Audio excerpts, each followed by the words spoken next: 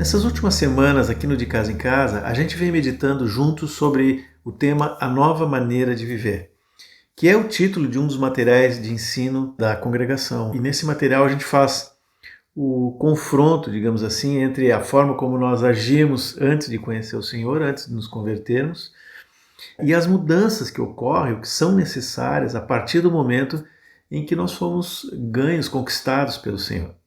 E quando eu falo em mudanças necessárias, eu não estou falando em regras, em leis, do tipo, eu posso fazer isso eu não posso, isso eu devo, isso eu não devo.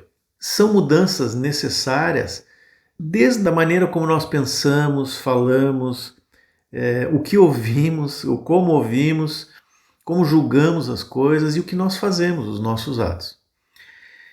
Por que eu digo que não são regras ou leis? Porque seria muito fácil a gente ter um manual de dizer, ó, isso eu posso, isso eu não posso, isso eu devo, isso eu não devo. Porque se nós tratarmos essas mudanças de comportamento, essa nova maneira de viver como tarefas a serem feitas ou um tipo de regra a ser seguida, nós até podemos conseguir algum resultado positivo por algum tempo, no início, mas vai ser por pouco tempo. E essa mudança, se houver, feita com base num esforço da carne, ela não tem pouco ou nenhum valor para o Senhor. E mais cedo ou mais tarde a carne vai se mostrar como ela é. A mudança efetiva e que tem valor espiritual é aquela que se constrói sobre uma nova base, sobre um novo fundamento. É uma mudança promovida em primeiro lugar pelo Espírito Santo lá dentro de nós, de dentro para fora, com a nossa concordância, com a nossa participação de forma prática. O Espírito Santo trabalha lá dentro e eu respondo aqui fora. Eu falei que é uma nova base, um novo fundamento, né? Porque é uma nova casa que está sendo construída, é a habitação, a nova habitação para o Espírito Santo, feita tijolo por tijolo, a partir da pedra angular que é o nosso Senhor Jesus. Por isso, nas próximas 4 semanas, nós vamos abordar aqui nos vídeos e também nos cards, né? E vocês vão acompanhar na dinâmica dos grupos, como vem acontecendo, esses fundamentos ou pilares, que é o nome que está no livreto, que são necessários para que essa casa nova, essa nova vida, cresça, seja firme e se mantenha inabalável por toda a vida. O primeiro desses fundamentos ou pilares é o arrependimento. E, de certa forma, o arrependimento é também base para os outros 3, que são a confissão, o perdão e a restituição. Agora, o que é arrependimento? Bom, lá no livreto vocês vão ver que fala da palavra no grego, né, que é metanoia, que seria mudança de mente.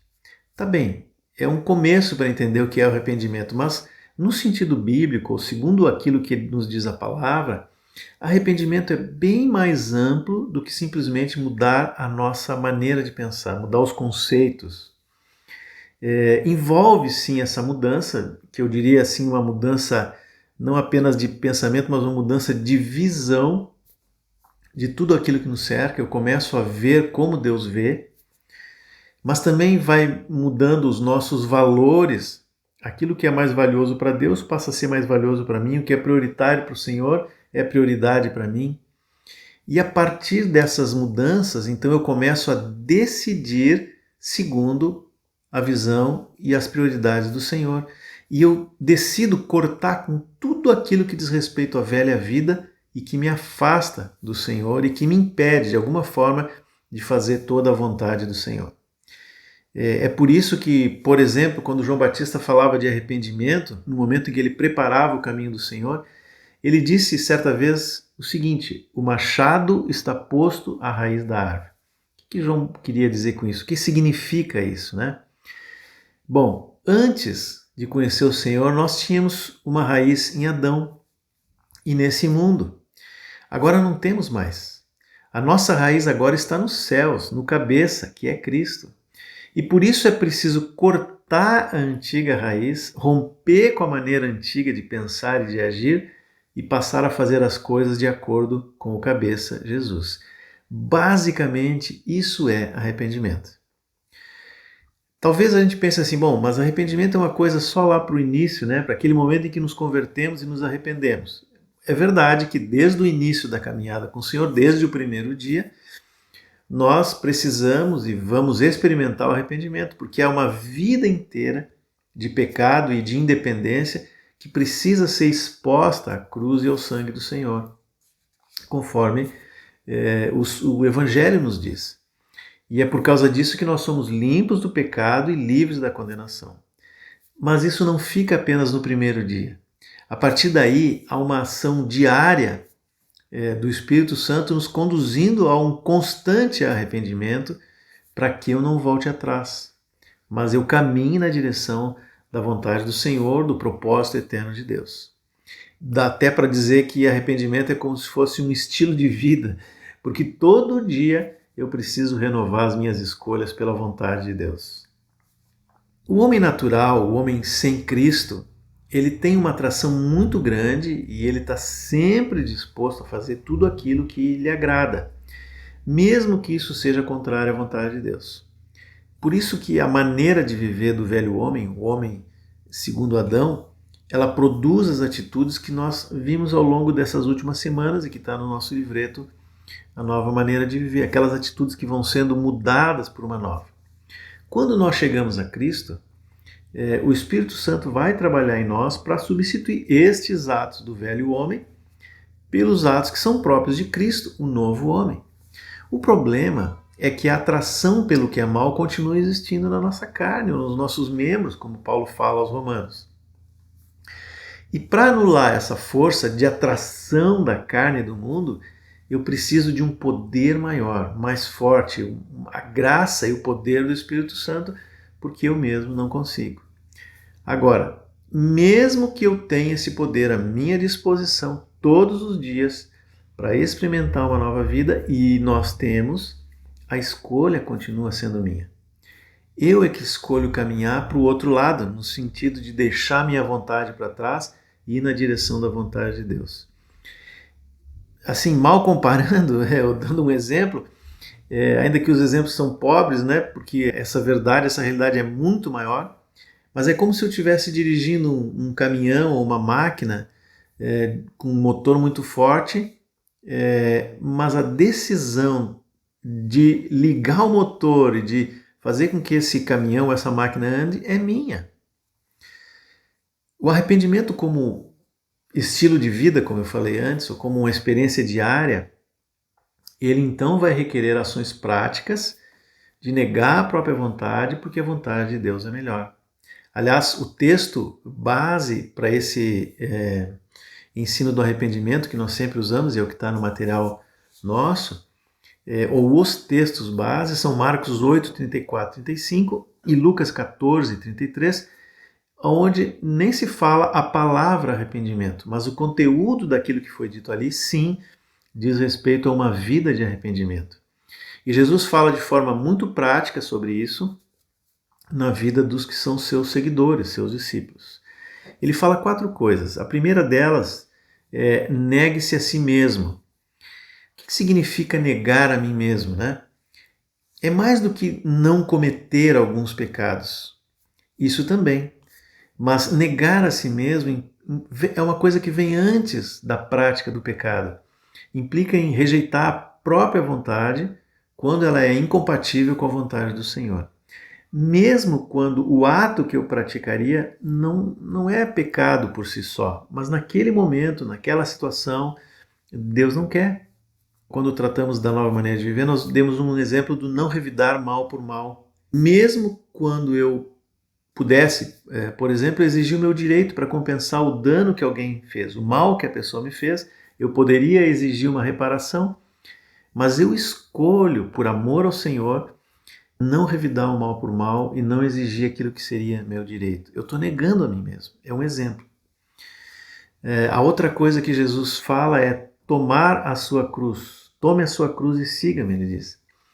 Quando eu nego a mim mesmo, o ato seguinte é tomar a cruz, fazendo exatamente como Jesus fez. Se eu usar o mesmo exemplo que eu dei antes, eu posso dizer que o tomar a cruz é não apenas perdoar aquele que me ofendeu, mas também amar o meu inimigo e orar por ele. É um serviço completo que glorifica o Senhor porque manifesta a sua vida operando em mim. A outra coisa que Jesus fala é perder a vida.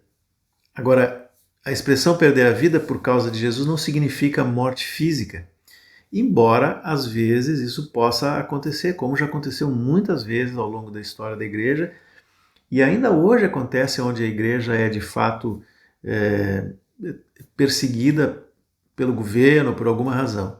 E talvez nós vejamos isso muito ainda pela frente. Mas no contexto do versículo de Marcos e de Lucas, quando Jesus fala em perder a vida, não é apenas a vida do corpo, a vida física. Na verdade, essa palavra vida, no original, ela poderia ser traduzida para o português como alma, ou vida da alma. Então, aquele que segue ao Senhor, ele precisa estar disposto a perder a sua vida, ou negar a sua alma, no sentido de que ao tomar a cruz, os meus pensamentos, as minhas emoções e a minha vontade se sujeitam à vontade do Senhor Jesus. No tempo da velha vida, quando nós não estávamos em Cristo, eu era guiado justamente por essas coisas, os meus pensamentos, os meus sentimentos e a minha vontade. Mas agora, voluntariamente, eu entrego tudo isso ao Senhor Jesus. Negar a si mesmo, tomar a cruz, perder a vida. Se nós colocássemos tudo isso num pacote, nós íamos chegar no quarto ponto, que é renunciar a tudo. No momento em que eu neguei a mim mesmo, tomei a cruz e abri mão da minha vontade para que a vida de Cristo se manifeste, o que eu estou fazendo de fato é tudo aquilo que eu possuo não pertence mais a mim, pertence ao Senhor. Ele é o dono, Ele é o Senhor, Ele é o soberano, não apenas das coisas físicas, mas até mesmo do mais interior eu entrego ao Senhor. Tudo é dele.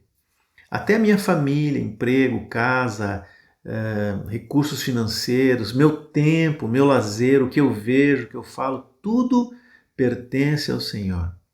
E quando nós entregamos o nosso eu, o nosso ego para o Senhor Jesus, então tudo que eu tenho deixa de ser meu, tudo é dele. Bom, alguém pode pensar que isso é um absurdo, né? Que é uma loucura, um exagero. Pode ser aos olhos do mundo e para quem ainda vive segundo o velho homem, sim, é loucura. A palavra diz que viver com Cristo é loucura, mas não é loucura aos olhos de Deus, porque Jesus viveu assim, Ele é assim.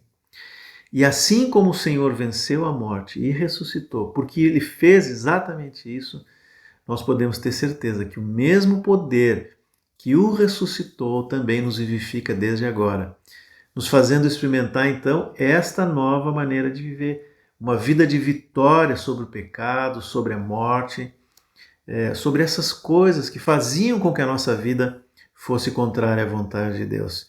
E um dia nós então vamos nos encontrar com o Senhor e vamos experimentar isso de uma forma plena.